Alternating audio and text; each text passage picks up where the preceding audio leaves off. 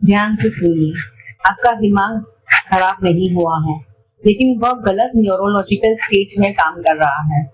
आज जिस चीज को लोग ब्रेन फॉग, लो फोकस, मोटिवेशन की कमी या मेंटल थकान कहते हैं, मेडिकल भाषा में वह एक चीज है जिसे कहा जाता है chronic cognitive overload.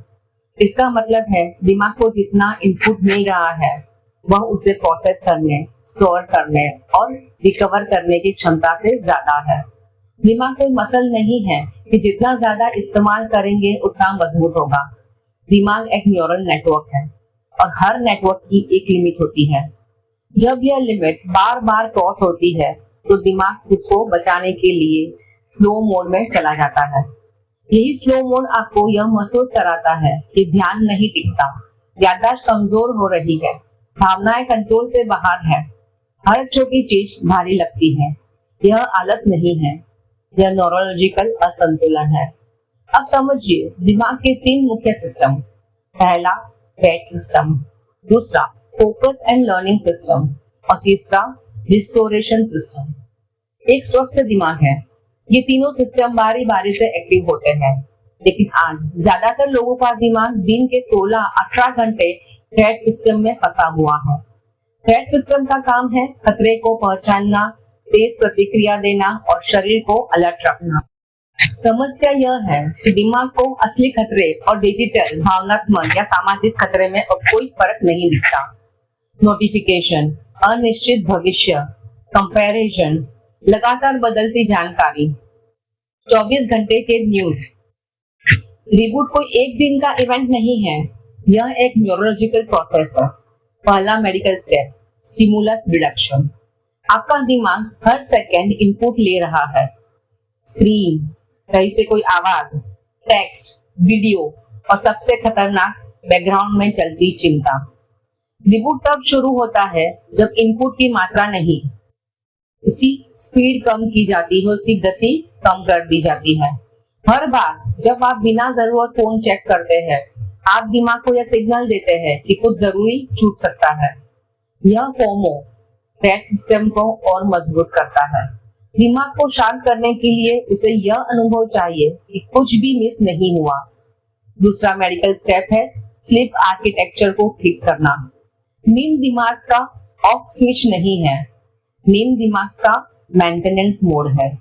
Deep sleep में सिनेप्टिक बेस साफ होता है, यादें व्यवस्थित होती है, इमोशंस रिसेट होते हैं। अगर नींद कम है तो दिमाग रोज पिछले दिन की थकान के साथ ही नया दिन शुरू करता है और फिर आप कहते हैं आज भी मन नहीं लग रहा। मन नहीं, दिमाग थका हुआ है। तीसरा मेडिकल स्टेप है प्रेडिक्टेबिलिटी। दिमाग को सबसे ज्यादा शांति कंट्रोल से नहीं, पैटर्न से मिलती है। जब रोज का समय खाना, सोना, काम करना बेतरतीब होता है, टाइम पे नहीं होता है, अनयूजुअल होता है, तो दिमाग हर समय अनुमान लगाता रहता है। अनुमान ऊर्जा खर्च करती है, आपकी एनर्जी खर्च करती है। एनर्जी खर्च होना आपको थकान देता है। एक सिंपल रूटीन दिमाग को यह संदेश देता है कि सब कुछ समझ में आ रहा है। यही से रिबूट शुरू होता है। चौथा मेडिकल स्टेप है लर्निंग सिग्नल। दिमाग जब कुछ नया सीखता है तो वह एक केमिकल रिलीज करता है, BDNF, जिसे कहते हैं ब्रेन डिराइव्ड न्यूरोट्रॉपिक फैक्टर। इससे दिमाग की मरम्मत करता है, नई कनेक्शंस बनाता है, पुराने नेटवर्क को मजबूत करता है। सीखना भारी नहीं होना चाहिए, 10 मिनट भी इनफ है।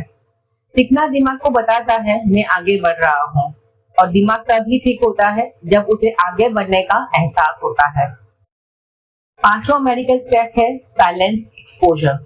खामोशी दिमाग के लिए खालीपन नहीं है, यह डेटा क्लीनअप टाइम है।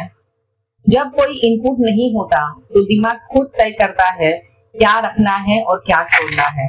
यही वजह है कि हर समय म्यूजिक, हर समय पॉडकास्ट, हर समय आवाज दिमाग को और थका देती है। कुछ मिनट की शांति दिमाग को रिस्टार्ट करने जैसा काम करती है। अब आखिरी बात जो सबसे ज्यादा गलत समझी जाती है, ब्रेन रिबूट का मतलब ज्यादा मेहनत नहीं है, ज्यादा डिसिप्लिन नहीं है, ज्यादा मोटिवेशन नहीं है। ब्रेन रिबूट का मतलब है दिमाग को सुरक्षित महसूस कराना, क्योंकि दिमाग तभी बदलता है जब उसे डर नहीं लगता। अगर आप आज खुद को कमजोर समझ रहे हैं तो आप गलत समझ रहे हैं। आपका दिमाग कमजोर नहीं हुआ है, वह सिर्फ ओवर प्रोटेक्टिव हो गया है।